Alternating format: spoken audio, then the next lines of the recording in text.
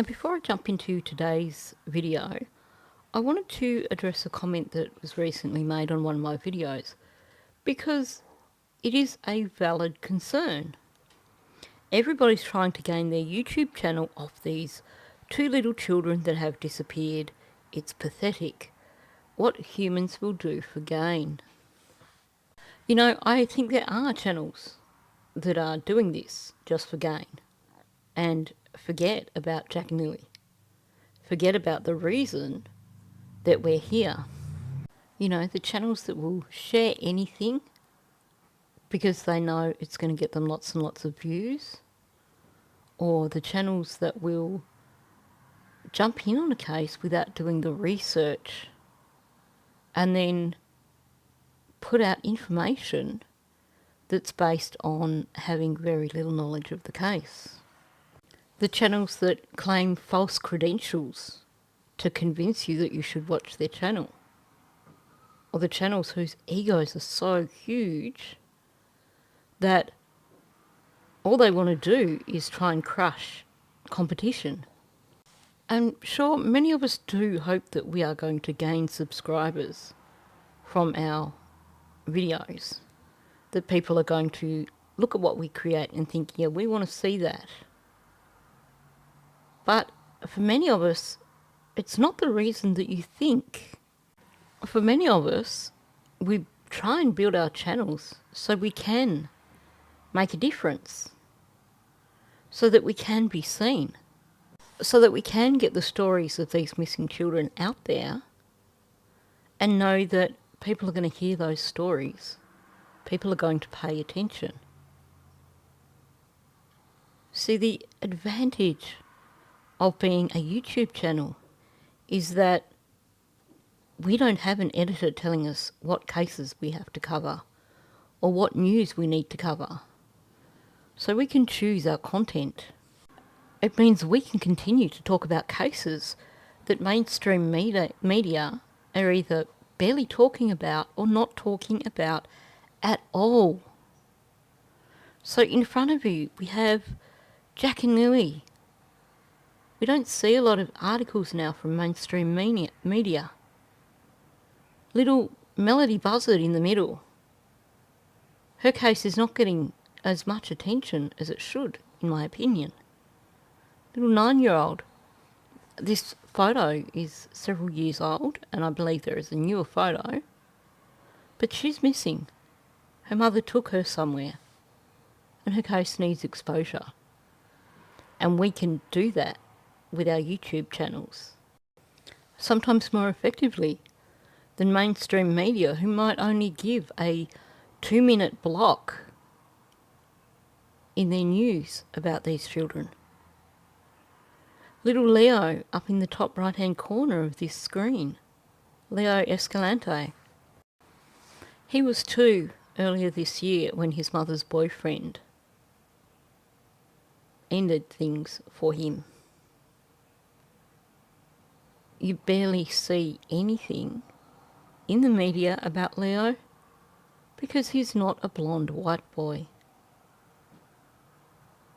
As far as I know, my channel's the only channel talking about Leo's case. Because apparently he's just not visually appealing. This was a little boy who was sweet, who was kind, who was loving life. And the mainstream media is not telling his story. Aside from in Wisconsin, a lot of people don't know Leo's case. That's something I can do with my channel. Phoebe Bishop, 17-year-old in Australia. Her flatmates were responsible for her no longer being alive. And they go to trial very soon. But for many people following her case, the coverage for them was my channel and a few other channels, because the mainstream media wasn't keeping up with all the information. Maddie Soto, the man who's responsible for her no longer being around. He's locked up. He'll never, ever get out. But her mother, she should have been charged. She sent her daughter upstairs to sleep, her 13-year-old daughter, upstairs to sleep with a 37-year-old man. And yet she never faced charges. But there is now so much content on the internet that tells Maddie's story and shows Jennifer Soto's guilt, so that that story will always be there and people will always know the mother's betrayal. Jaden Spicer, his mother finally went in and confessed, and now her and her partner will face trial. Why did that come about? Maybe there was a change of conscience, but also maybe it was because of the YouTuber couple who turned up at their house to search for Jaden and told them how they had found other lost children and they were confident that they would do so. Maybe it's because of all the YouTube channels that were talking about Jaden and that exposed his mother's past. But when that case goes to trial, you can bet that there's going to be YouTubers who care who are going to be talking about that trial and keeping Jaden's name out there. Now, bottom corner of this page, unless you've been with my channel for a while, you wouldn't recognise this face. You've probably never heard of Valerie Peterson, because what happened to her happened in 1972.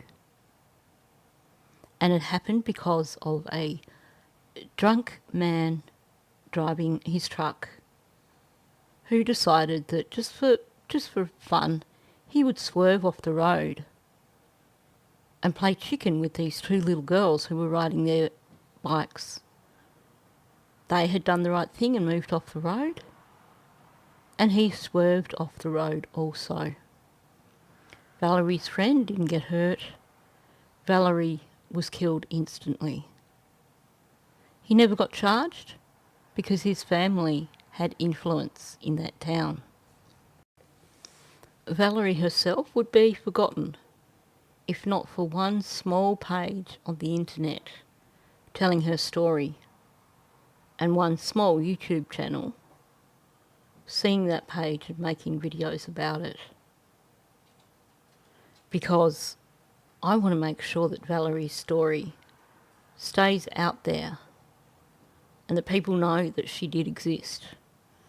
People know that a town called Mason, Iowa, decided that it was more important to protect some jerk just because his family was influential and important in that town, rather than get justice for an 8-year-old little girl who did nothing wrong. And the music, the intro and outro that you hear at the beginning and end of all my videos, the girl singing is Kylie Rodney, this young lady next to Valerie. She was 16 when her life ended. Now, according to documents, according to officials, Kylie drowned when she drove her car into a reservoir at Truckee in California. There's no water in her lungs. There's no water in her stomach. There was absolutely nothing at all that showed in her autopsy to signify that she had drowned. Kylie had been at a party, but she wasn't intoxicated. The level of ethanol found in her system was consistent with the 2 weeks of decomposition, because that's how long it took before they found her vehicle. Surprisingly, they had flown countless aircraft over the exact location in that reservoir where her vehicle was finally found, barely 14 feet underwater, the top of which a 6-foot man could have stood on it and been above water. And there's photos of a boat with divers coming off that boat in the exact location that her vehicle was found. And yet somehow they didn't see her vehicle. They claim her vehicle was in the reservoir the entire time. And yet 20, 30, 40 flight paths over where her vehicle was supposed to be, and not one person found it. Searchers walked right up to the edge of that point, and not one person noticed anything in the water. People in boats were on that reservoir the entire time Kylie was missing. The road, that wasn't the sort of road that you turn down onto accidentally and not realise that you've taken the wrong turn.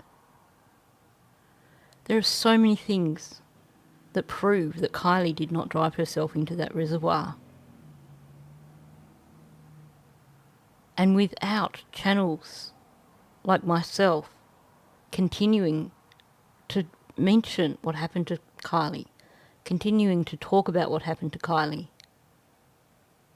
her case will be forgotten, and it'll eventually be accepted as this 16-year-old got drunk at a party and drove into a reservoir. This is the reason why I try and grow my channel. So I can tell these stories and people will see them. And as for this suggestion that what people will do for gain, I can name several of the channels who are covering this case, who are doing so much behind the scenes to make a difference for Lily and Jack. Just one example, Charmaine, and I'm sorry but I forget the name of her channel. She paid for and organised a buddy bench for Lily and Jack's school. That's just one. I could give you more examples, but it's up to YouTube creators to share what it is that they're doing behind the scenes, as opposed to me turning around and telling you. Some things that are happening behind the scenes are meant to be kept private.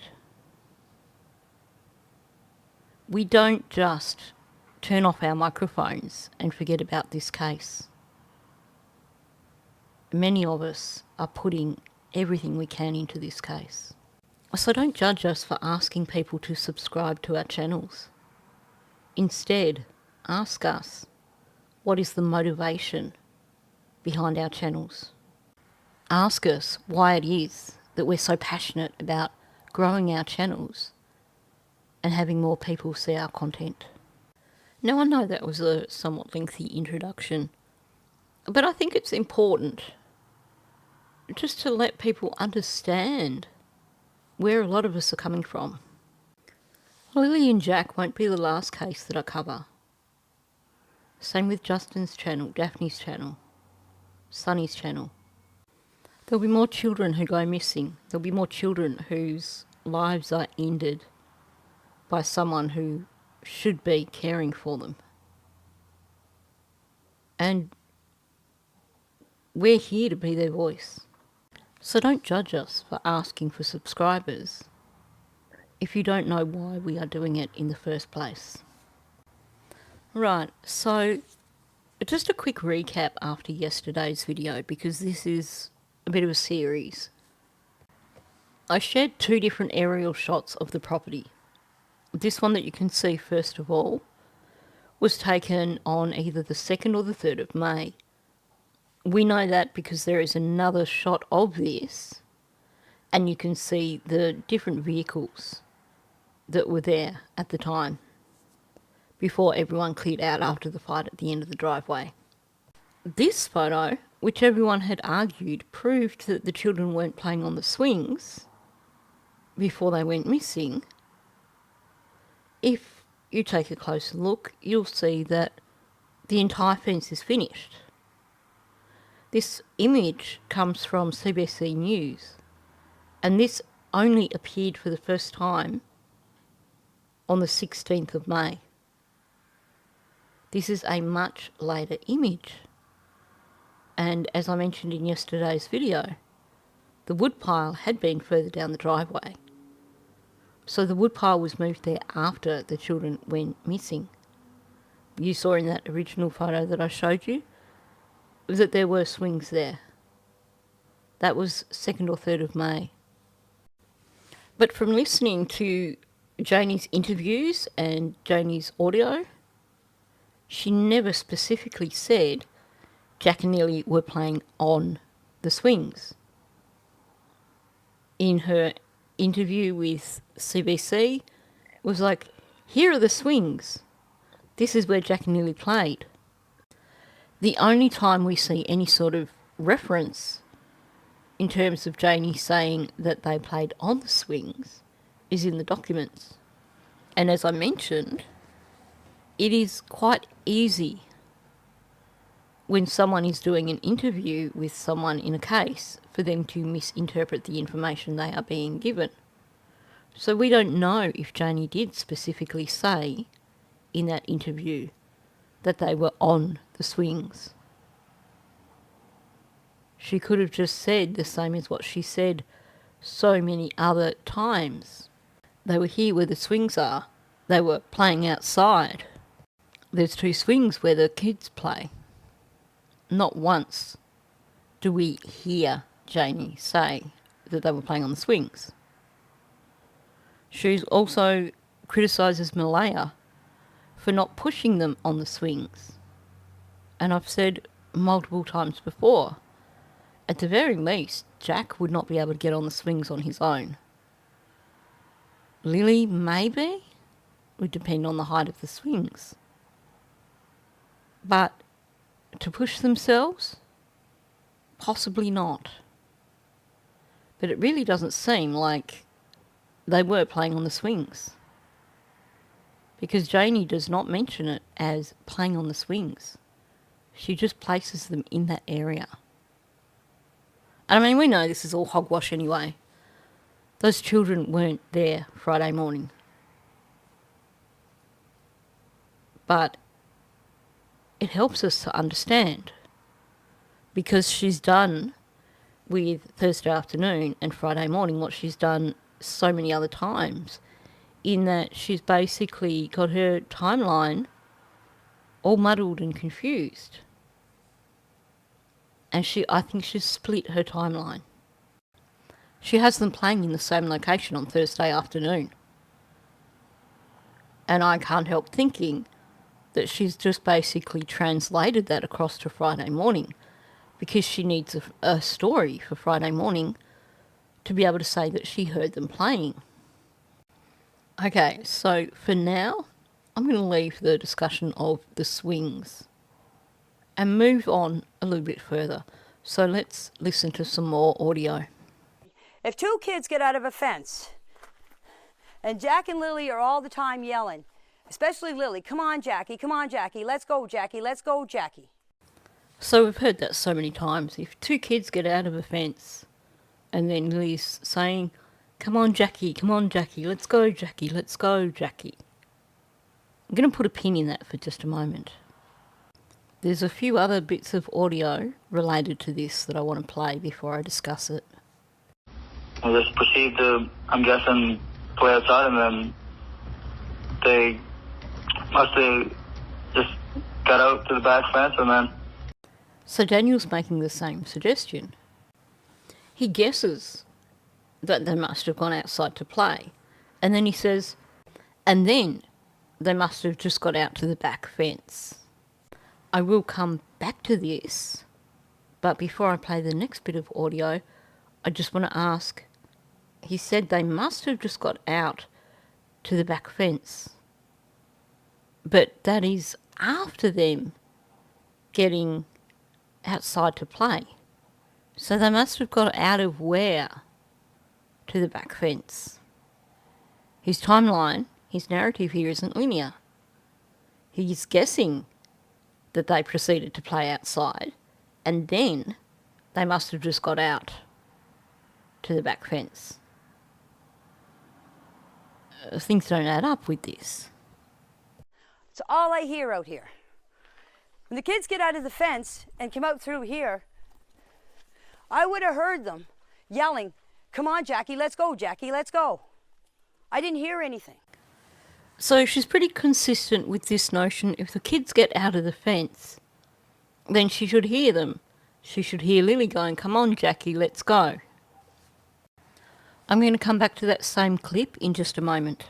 If the kids were out in the yard by themselves, let's just say, and they get out of the gate and were running up the driveway, I would know, or I would think the kids would be saying, especially Lily, "Come on, Jackie, let's go, Jackie, let's go, Jackie," because that's all she ever did was say that. Even up in the woods with my other two grandchildren, if Jack is sitting there looking for bugs, Lily's usually saying, "Come on, Jackie, let's go, let's go." So that's another thing I can't understand is if I never heard the kids running. If the kids were running out of the yard, out of the gate, out of the fence, my dog would have still been barking, as I said, because of Lily's loud scream and hollering. So, as I said, I heard the kids out here in the yard by the swings, and then I heard completely silence. So you guys can have your opinions, or you guys have your speculations or whatever. But I'm just saying, in my opinion, why didn't I hear the kids longer if they get out of the fence and start running up the driveway or leaving the driveway? So here she says if they're in the yard and they get out the gate and they're running up the driveway, Lily would be saying, "Come on, Jackie, let's go, Jackie, let's go." And then she mixes up the story a bit. And she talks about when they're in the woods with her grandchildren, if Jack is looking for bugs, then Lily will be saying, come on, Jackie, let's go, Jackie, let's go." She seems fairly consistent in what she's saying here, doesn't she? Basically what she's telling us is when the children get out through the fence, you hear Lily going, come on, Jackie, let's go, Jackie, let's go." But in nearly all of these statements, there is some major leakage going on. There's only one instance when it doesn't occur. And after that instance where she didn't have the leakage happening, she tripped over herself really badly. So every statement that she's made has been, the kids get out of the fence and they run, essentially. And then Lily's going, come on, Jackie, let's go, Jackie.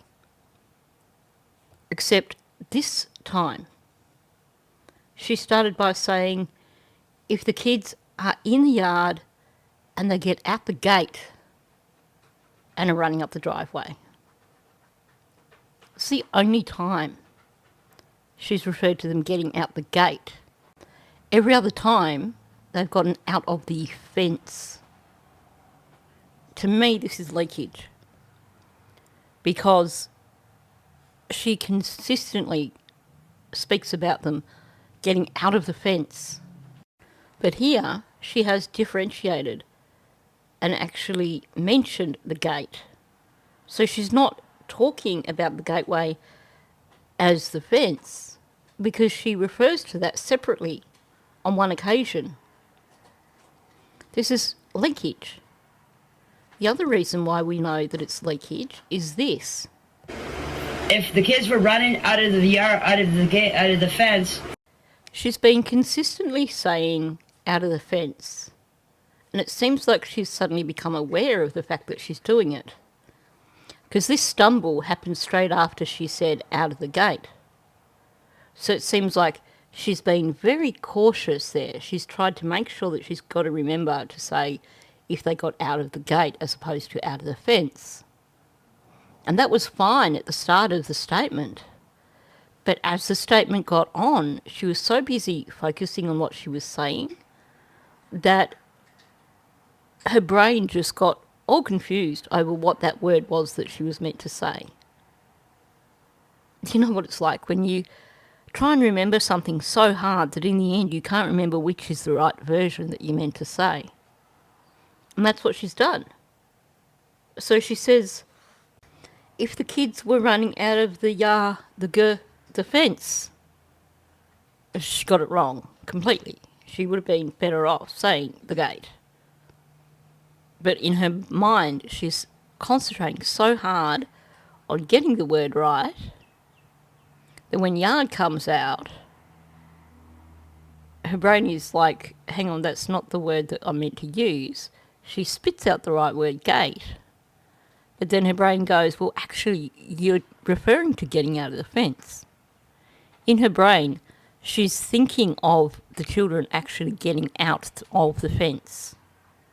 So as hard as she tries to substitute fence with gate, it keeps coming out as fence.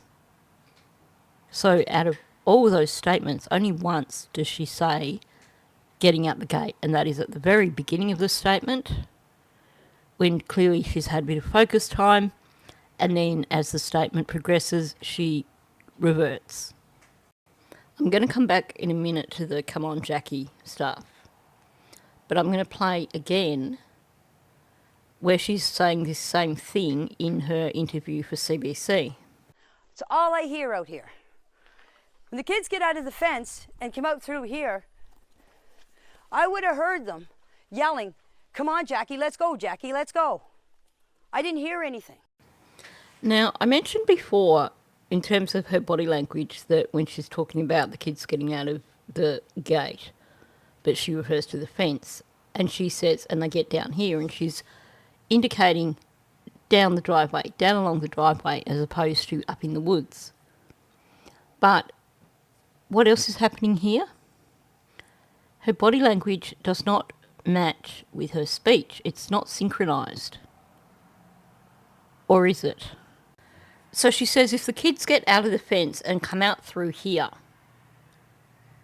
and then she signals with her hand down the driveway, she's already standing on the driveway when she signals with her hand and says out through here. And she's signalling down the driveway. She's been showing them the swings. So obviously, for her, the next step is to walk out onto the driveway through that gateway. And of course, by then they had finished the fence, so there's no other way to get out onto the driveway from that location. But what her body language is telling us is that it agrees with her statement of if they get out of the fence, not if they get out of the gate. She's just going through the gate to show you the location on the driveway where they got out. Watch it again. It's all I hear out here. When the kids get out of the fence and come out through here, I would have heard them yelling, come on, Jackie, let's go, Jackie, let's go. I didn't hear anything. The here that she is indicating when she says, and come out through here, is down the driveway. It's not the gateway. She's in the driveway when she says here, and she's pointing with her arm. Yes, it doesn't synchronise with her speech if you think that she's referring to them getting out of the gate or gateway. But that's not even what she's saying. She's saying if they get out of the fence. The leakage here is so clear. The children got out of the fence. They did not get out through the gate. They got out of the fence. Even when we see her in that interview there, she does that signal with her hand down the driveway. Now, in terms of Malaya and Daniel, their original narrative basically ends with the children getting outside into the yard. So they don't add in any bit about them getting out of the yard. They just evaporate from the yard. But then Daniel has adapted, as he usually does, and we have this one instance when he adopts Janie's story. I just proceed to, I'm guessing, play outside, and then they must have just got out to the back fence, and then they were... So he does the same thing. They must have got out through the back fence. Not the back gate. Not out of the backyard through the fence or through the gate. But still, the back fence. It's a bit of a confused way of saying it. And I think in his head he was trying to communicate the gate up at the back of the yard. But his brain sabotaged it. Instead it came out as back fence. Janie and Daniel have both had a serious case of leakage here. And they've told us that the children didn't go out through that gateway. They went out through that hole in the fence. It seems like they are leading us out into the driveway for whatever happened to the children.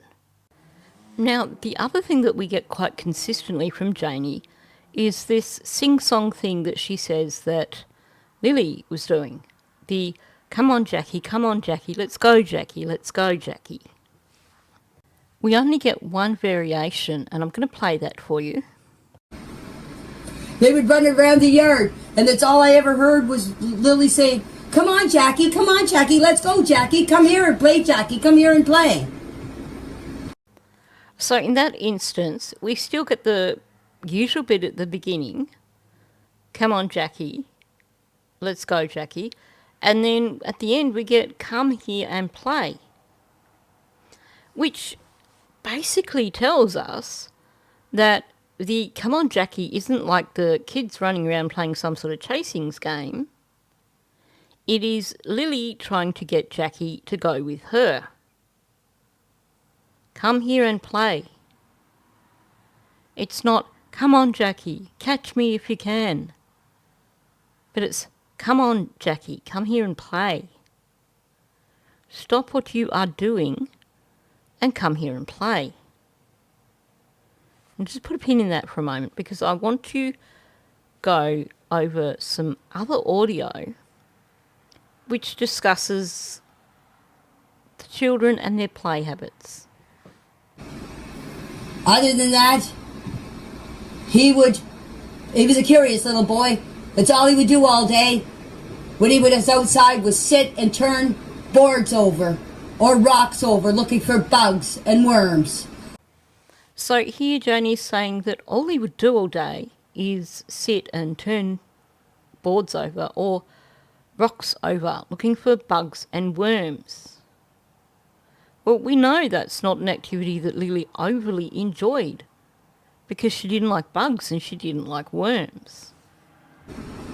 She had a kitchen out in the yard. I had to play kitchen. I got to play kitchen for them. Well, for my oldest two grandchildren. And when they weren't here, that's what she did. She'd play with the kitchen. She'd make mud pies. She would pretend she was making hot chocolate or coffee or tea. If a bug got around her, she would scream, there's a bug. And she would go running in the house because there was a bug. Jack would just say, where's the bug? So for the most part, Daniel and Janie speak of Lily and Jack like they are a single identity. They were playing in the yard. They were playing by the swing. If they get through the gate and they run down the driveway.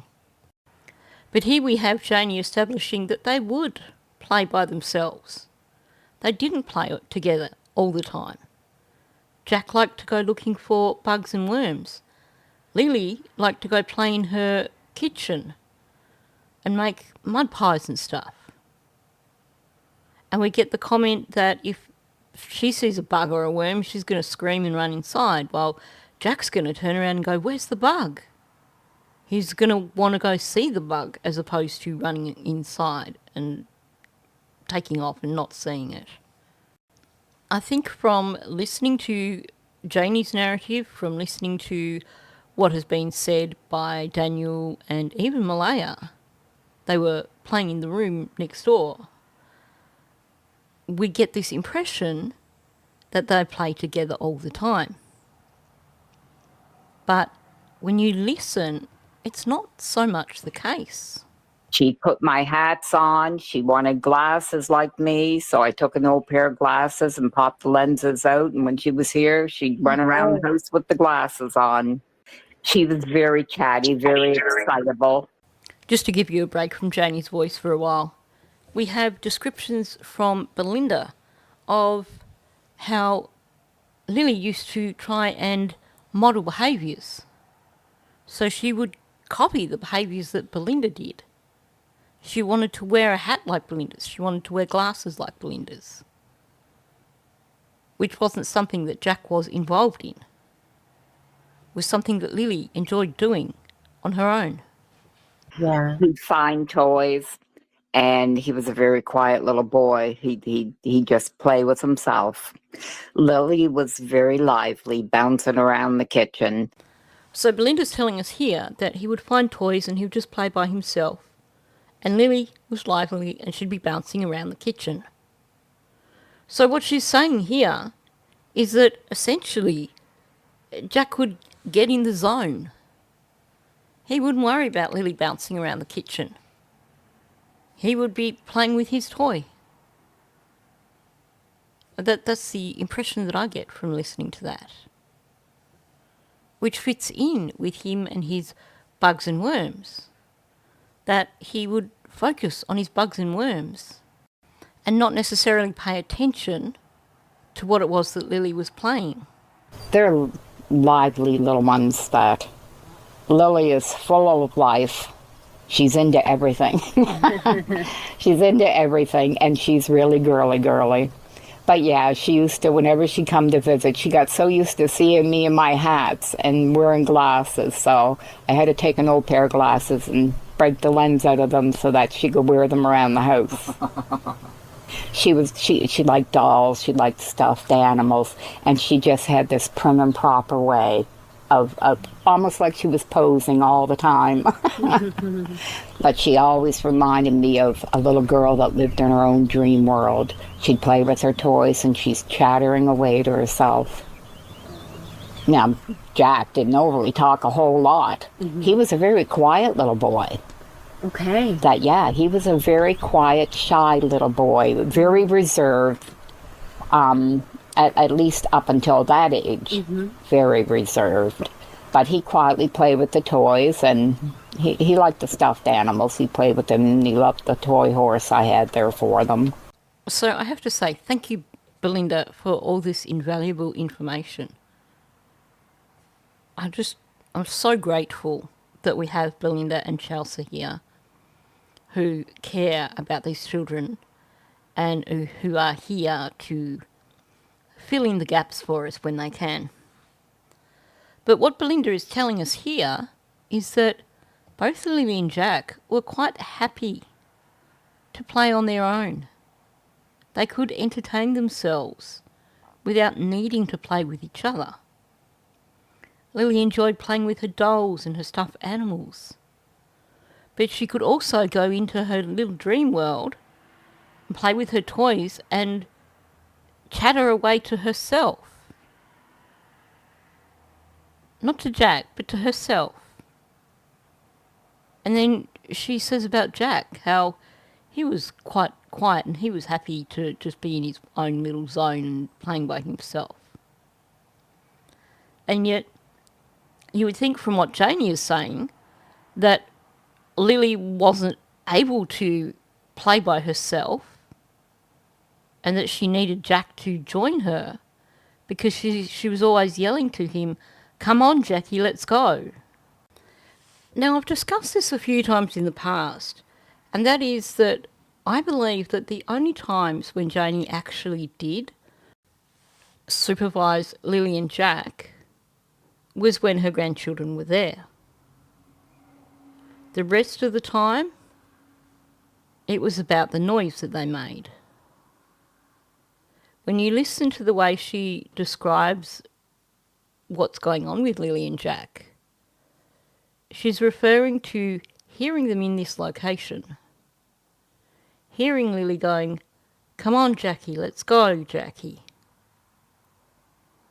There's not a lot of, "I saw them doing this," other than when she talks about coming out onto the driveway to rake gravel or build a fence or do both, or who knows what she was doing. Every other description in terms of Lily and Jack playing outside either involves her grandchildren being there and then she is with them, or she's describing hearing things and she's describing the location where she can hear them. And we have this instance that she describes of them playing in the yard, and Lily is saying, "Come on, Jackie, come and play." Meaning that he's not playing with her, he's somewhere in the yard. Every other time that she talks about Lily with the "come on, Jackie, let's go, Jackie," is she's referring to locations outside of the yard. If they get out of the fence, I hear this. If they're up in the woods and Jack's digging for worms, I hear Lily going, "Come on, Jackie, let's go, Jackie." Just put a pin in that for half a moment, because I want to go through some more audio and then I'm going to come back to that. Jack was a curious little boy. He was a happy little go-lucky boy. But I'll tell you, if he didn't want to do something, he wasn't going to do it.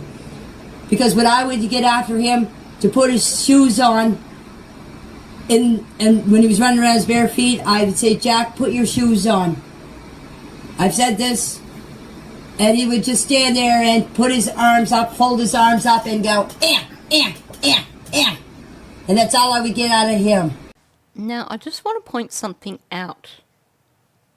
Even at Jack's age, if a child perceives that an adult does not like them, then that child is not going to be cooperative with that adult. You may see a child who is utterly defiant, naughty. They may even run off and hide with one adult. And then the next adult might come along and that adult might be quietly spoken, that adult might be firm, but they show that child that they respect them, that they believe in them, and that child will do anything for them. So the fact that we get a lot of chatter from Janie about Jack's defiance, yes, it could be a case of ODD. We don't know what he was like at school, but it also could be that she was a scary, loud old lady and that he was not happy around her. But let's talk about what she's saying here. So she's saying if he didn't want to do something, he wasn't going to do it. And she does this imitation of a noise that he allegedly made. But the way she does it is this guttural sound that no 4-year-old is going to make. She makes it sound really horrible. My interpretation of that is one of two things. Either he was just doing that grizzling under his breath that some children do when they're in a position where they know they've got to cooperate, but they're going to make you wait for it. Or Janie is just over-exaggerating some sort of noise that he used to make, and because she feels resentment towards him, she's made it sound completely different to what it is and made it sound more like a sound that an animal might make as opposed to a child. But she's certainly creating a picture here of Jack possibly not doing what he's meant to do, of Jack showing some defiance. Now, we have heard from Wade that Jack behaved that way at Cindy's place. And again, I'm going to add a little side note here. We don't know if Jack was defiant just with Wade or if he was defiant with Cindy or both. But I would imagine that given that the main male person in Jack's life from when he was about 2 years old was Daniel Martel, who, as we know, was allegedly violent with Jack, was allegedly loud with Jack, then the defiance that he was showing with Cindy and Wade, if it was defiance directed directly at Wade, it could be a trauma reaction. And that for him, men have become frightening. But we are getting a picture painted here of Jack being perhaps a little defiant. And this isn't the only time that Janie discusses it. And another thing, when we go walking up the old road here, top of up the top of the hill here, up above my place there, if Jack didn't want to walk, Jack wouldn't walk. He would stand there and he would just, I'd say, "Come on, Jack, we're gonna walk." He would stand there and he would stamp his feet, fold his arms, and just look at me. And I'd say, "Come on, Jack, we're going for a walk." I'd have to go and take him by the hand to make him walk. Jack was a kid, if he didn't want to do something, he wasn't going to do it. Okay, so she's talking about going for walks in the wood. And she's saying if he didn't want to do something, he wasn't going to do it. So he would stand there and he'd stomp his feet and cross his arms. Now, to me, that sounds like more of a sign of frustration. That perhaps he had something that in his mind was more important. And someone made a really valid suggestion some time back, and that is that for Jack, an adventure in the woods, a fun one would be looking for bugs and stuff, meaning that just walking wouldn't have been much fun for him.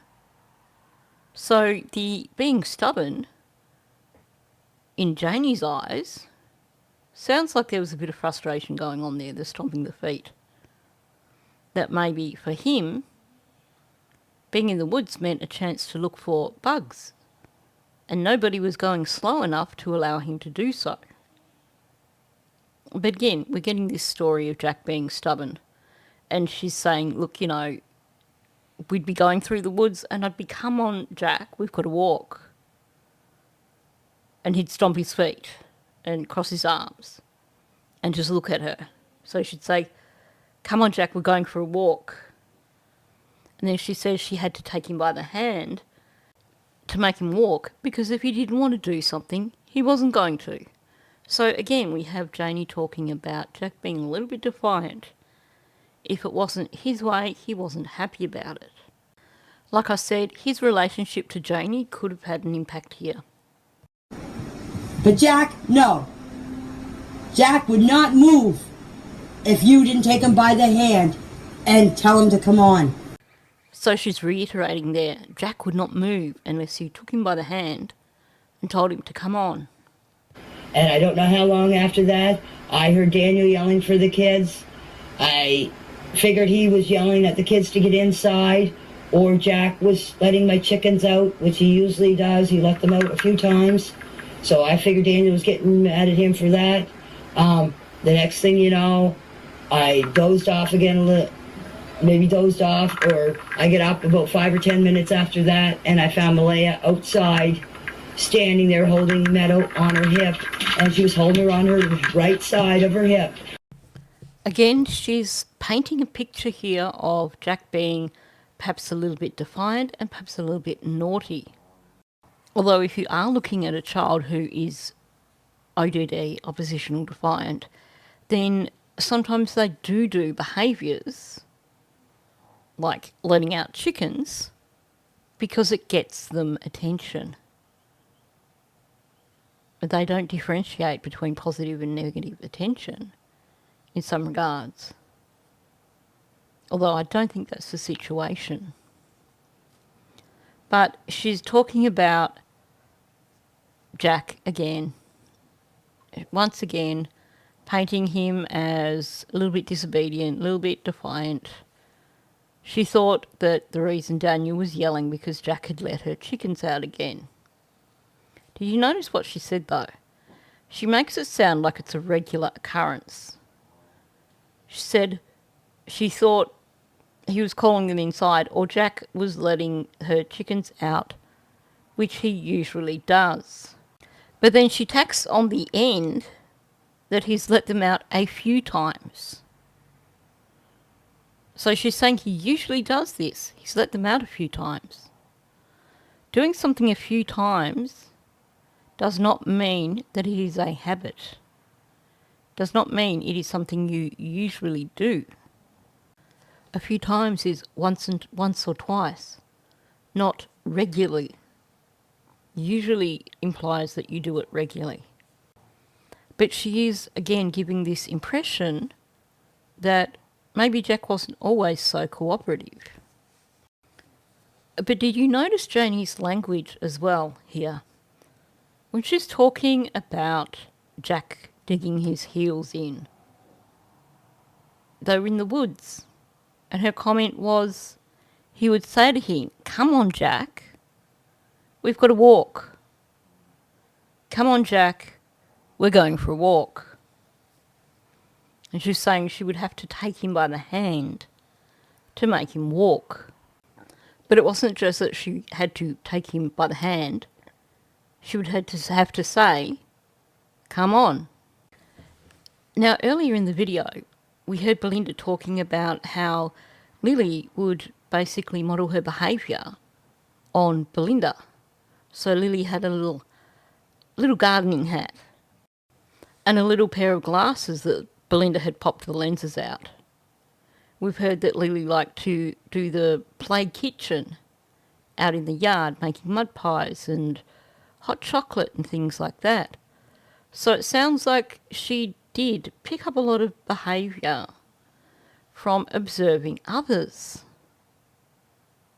So Janie has related this story to us of Lily and Jack out in the yard, and all she'd ever hear was Lily going, "Come on, Jackie, come on, Jackie, let's go, Jackie."